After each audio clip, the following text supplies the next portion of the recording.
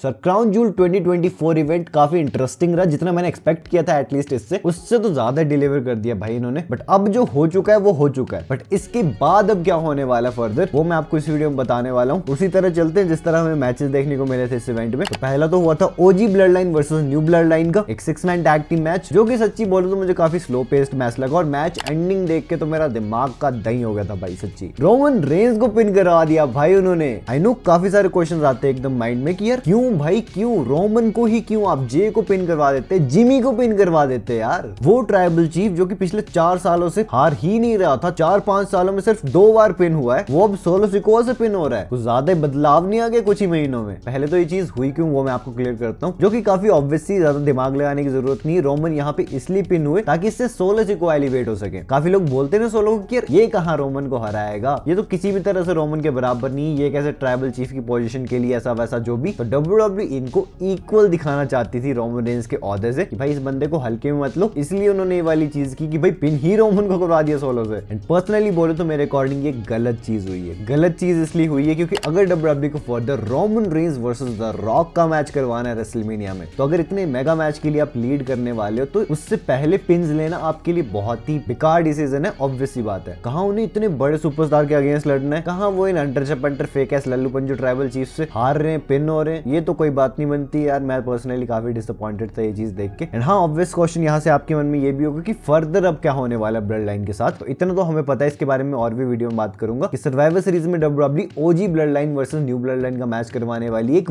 War games match, जिसके लिए इतने लंबे टाइम से सारा बिल्ड चल रहा था। अब देखो वो मैच WWE 4-on-4 भी करवा सकती है, वो मैच WWE 5-on-5 भी करवा सकती है। अगर 4-on-4 करवाती है फिर तो दिखती सी बात है न्यू ब्लड लाइन के पास 4 बंदे हैं ही, सोलो सिकोआ, टामा टोंगा, टांगा लोआ, जेकब फाटू। वहीं ओजी ब्लड लाइन की साइड रोमन रेंज, जे उसो, जिमी उसो और सैमी ज़ेन। हो गए 4-4, करवा देंगे मैच। लेकिन अगर WWE इस मैच को और ज्यादा बड़ा बनाना चाहती है तो डेफिनेटली एक और बंदा वो ऐड करेंगे, जिसमें से कि एक तो हो सकते हैं the final boss the rock, जो कि मुझे नहीं पता किसी भी तरफ जा सकते हैं, रोमन वाली साइड भी, सोलो वाली साइड भी। बट एक चीज है, अगर आप सोच रहे हो कि रॉक अगर कोई साइड चूज कर लेते हैं तो दूसरी साइड फिर कौन जाएगा, तो 2 नाम सामने आ रहे हैं उनमें से, या तो वो हाइक्यूलियो हो सकते हैं या तो जिला फाटू। So let's see what we get, कौन आता है कौन नहीं आता है। और पहले ये तो पता चले कि WWE 4-on-4 के लिए जा रही है, 5-on-5 के लिए जा रही है। चलो यार, इस मैच के बाद तो यही सारी चीजें थे जो कि सामने आ रही थी। अब नेक्स्ट की तरफ मैं चलता हूँ, जो कि हुआ women's tag team championship match. मुझे पता है आपको बिल्कुल इंटरेस्ट नहीं जानने का, इसलिए मैं ज्यादा बोलूंगा भी नहीं। इनकी स्टोरी जब रेसलमेनिया के करीब आ जाएगी तभी ज्यादा इंटरेस्ट बनेगा, क्योंकि हमें at the end Z versus Bianca का मैच देखना है। उसके अलावा हमें कोई मतलब नहीं है। मतलब ऐसा नहीं कि खराब चल रहा है इनका रेन, बट ये इनकी वजह से वो टाइटल भी प्रेस्टीजियस बनती जा रही है। लेकिन बाकी मैचेस के कंपैरेटिवली इसमें कुछ ज्यादा बात करने लायक है नहीं। ऑल्दो ऐसा नहीं कि सामने नहीं आया, इस मैच से आया है कुछ टैग टीम से रिलेटेड, लेकिन आप क्या ही करोगे जान के कि कायरी सेन और ये क्या ही करने वाले आगे, कुछ भी करें हमें क्या लेना देना। इसलिए अब नेक्स्ट मैच की तरफ मैं चलता हूं, जो कि हुआ Seth Rollins versus Bronson read के बीच। एग्जैक्टली वैसे ही मैच हुआ जैसे कि मैं एक्सपेक्ट कर रहा था। WWE ने इसे बहुत ज्यादा खींचा नहीं, बहुत ज्यादा शॉर्ट नहीं रखा। एक वेल पेस्ड मैच था और वेल प्रोड्यूस्ड मैच था। मुझे तो पर्सनली काफी मजा आया देखने में। ये वो मैच था जहां से कि सच में मेरा इंटरेस्ट बिल्ड होना शुरू हुआ था क्राउन जूल में। चलो ये मैच हो गया, सेथ रॉलिंस ने विक्ट्री ले ली। लेकिन जिस तरह WWE ने लास्ट में दिखाया कि ब्रॉन्सन रीड हारने के बाद भी खड़े हो गए, इससे तो सिंपल सी चीज समझ आती कि अभी भी WWE इन दोनों के बीच टेंशन दिखाने वाली है। हो सकता है WWE इन दोनों सुपरस्टार्स का एक पार्ट 2 मैच भी करवाए, और अगर वो होगा तो सर्वाइवर सीरीज में हो सकता है। बट मुझे नहीं लगता इस बार ये नॉर्मल सिंगल्स मैच होने वाला है। डेफिनेटली WWE इसमें कोई स्टिपुलेशन भी ऐड करके देगी। और दूसरी चीज जो हो सकती है सेथ रॉलिंस से रिलेटेड, कि वो ऑलरेडी नंबर 1 कंटेंडर्स मैच में कंपीट करने वाले हैं कल। और इससे रिलेटेड मेरे पास आपके लिए कुछ और भी बताने को, वो मैं आपको फर्दर वीडियो में बताता हूँ, तो देखते रहो। फिलहाल इससे नेक्स्ट जो हमें मैच देखने को मिला इस इवेंट में वो हुआ Liv Morgan versus Nia Jax का for the women's crown jewel championship, जिसमें कि लिव मॉर्गन ने हरा दिया नाया जैक्स को। और अच्छी बात ये हुई कि भाई स्टोरी प्रोग्रेशन हुआ, ठीक है। वो टिफी और नाया के बीच जो भी प्रॉब्लम्स वगैरह क्रिएट हो रही थी वो कंटिन्यूड रखी WWE ने, तो सही है। लेकिन फर्दर अब क्या होने वाला है, तो एक PW इनसाइडर की रिपोर्ट शायद सामने आई थी कि WWE लिव मॉर्गन की वुमेन्स वर्ल्ड चैंपियनशिप के लिए एक बैटल रॉयल करवाने वाली मंडे नाइट रॉक एपिसोड पे। क्या पता जब तक आप ये वीडियो देख रहे हो तब तक ऑफिशियल भी हो जाए ये चीज। और ऐसा क्यों WWE कर रही है, क्योंकि इन्होंने रिया रिप्ली को तो आउट ऑफ एक्शन दिखाई दिया और ये भी बता दिया कि वो इनडेफिनेट टाइम के लिए अब WWE से बाहर जा चुके। मेरे हिसाब से अब जब रॉ नेटफ्लिक्स वाला एपिसोड आएगा तब तक ही वो रिटर्न करेंगे अपना, या क्या पता उसके भी बाद। ओके नाउ इससे नेक्स्ट मैच जो हुआ क्राउन जूल में वो हुआ Randy Orton versus Kevin Owens का एक सिंगल्स मैच, जो कि मैच तो क्या ही हुआ, थोड़ी देर ही चला। उसके अलावा तो बस ब्रूटलाइजिंग मोमेंट्स हमें देखने को मिले। मैंने ऑलरेडी आपको मैच एंडिंग्स वाली वीडियो में ये चीज बताई थी कि ये मैच 9 कॉन्टेस्ट में खत्म हो सकता है। इनके बीच हारने जीतने वाली तो चीज ही नहीं है, इनको एक दूसरे को बस बीटिंग देनी है एट द एंड। और वही चीज WWE ने की। मैं तो काफी खुश था ये चीज देख के। डेफिनेटली WWE इन दोनों का पार्ट 2 करवाएगी, लेकिन वो इतना जल्दी नहीं होगा शायद जितना कि आप सोच रहे हो। अब ऑब्वियसली काफी सारी इंटरनेट पे चीजें चल रही हैं कि भाई दोनों को सस्पेंड कर दिया जाएगा इंडेफिनिट टाइम के लिए, लेकिन मुझे पर्सनली लगता है डब्ल्यूडब्ल्यूई ऐसा दिखा सकती है कि रैंडी ऑर्टन को इतनी बीटिंग मिलने के बाद वो आउट ऑफ एक्शन हो चुके हैं, क्योंकि क्राउन ज्वेल से निकाला भी उन्हें इसी तरह गया था कि भाई बहुत ज्यादा इंजर्ड वगैरह हो गए रैंडी ऑर्टन, तो शायद कुछ टाइम का ब्रेक मिल जाए उन्हें। इससे डब्ल्यूडब्ल्यूई क्या कर सकती है कि इन दोनों की स्टोरी को अभी भी बचा सकती है फॉर फर्दर इवेंट्स। लेकिन फिर वो केविन ओवंस के साथ क्या करेंगे वो मैं आपको आगे वीडियो में बताने वाला हूं, तो अगेन देखते रहो वीडियो को, ठीक है। फिलहाल इससे नेक्स्ट मैच जो हमें देखने को मिला that was a triple threat match for the United States championship, LA Knight versus Andrade versus Carmelo Hayes. और फॉर्चुनेटली बोलो या अनफॉर्चुनेटली बोलो, इस मैच से कोई भी रूमर रिपोर्ट सामने नहीं आई है किसी भी सुपरस्टार से रिलेटेड। वैसे मैं जानना तो चाहता था कि यार एलए नाइट का नेक्स्ट ओपोनेंट कौन बनेगा, बहुत लंबे टाइम से यही सारी स्टोरी घूमे जा रही है ना, और अब जब रिटेन भी करवा दी उनको चैंपियनशिप डब्ल्यूडब्ल्यूई ने, इवन बैटिंग ऑड्स उनके अगेंस्ट थे, तो मेरा इंटरेस्ट था थोड़ा सा कि करने के वाले इनके साथ, लेकिन अनफॉर्चुनेटली कुछ भी सामने आया नहीं है। इसलिए हमें चलना पड़ेगा अब सीधे मेन इवेंट की तरफ, जो कि हमें देखने को मिला था कोडी रोड्स वर्सेस गुंथर का for the men's crown jewel championship, जिसमें कि हमारे अमेरिकन नाइटमेयर ने रिंग जनरल गुंथर को हरा दिया। बहुत ही कमाल का मैच था यार, लिटरली मजे आ गए ये मैच देखने में। चाहे आप टेक्निकल रेसलिंग देख लो, आप वेल पेस्ड रेसलिंग देख लो, किसी भी तरह से किसी भी एंगल से इस मैच को देख लो, आपको अच्छा ही लगेगा। सिर्फ इस मैच की एंडिंग को छोड़ के, जो कि उन्हें करवानी पड़नी थी यार इस तरह की, क्योंकि दोनों चैंपियंस एक ब्रांड को रिप्रेजेंट करते हैं, वहां के टॉप चैंपियंस है, कैसे आप किसी को क्लीन हरा सकते हो, कुछ तो घोल गपला करना पड़ना था, और वही चीज डब्ल्यूडब्ल्यूई ने कर दी। देखो गुंथर फेवरेट तो थे, लेकिन मुझे सच में लग रहा था कि कोडी को ही जिताएंगे ये, क्योंकि पायनियर है ना बनाया हुआ उन्हें, घोल घोल के घोटा पिलाया जा रहा है सबको कि यही फेस है डब्ल्यूडब्ल्यूई के। और ये भी करना था उन्हें कि भाई जब याद किया जाए कि first ever crown jewel champion कौन बना था, तो कोडी का नाम सामने आया, तो यही सारी चीज थी। लेकिन जो हो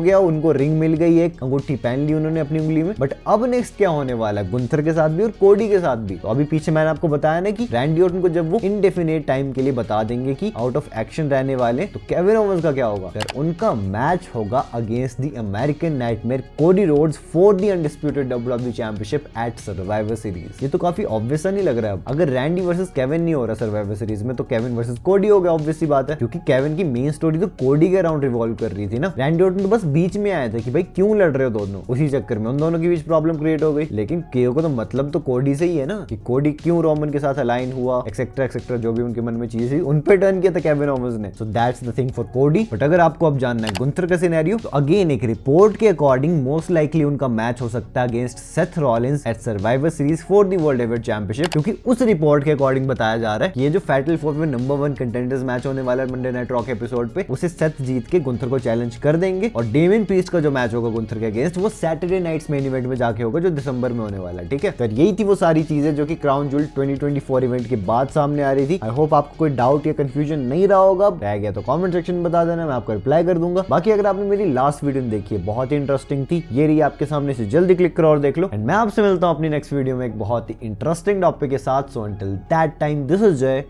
साइनिंग आउट।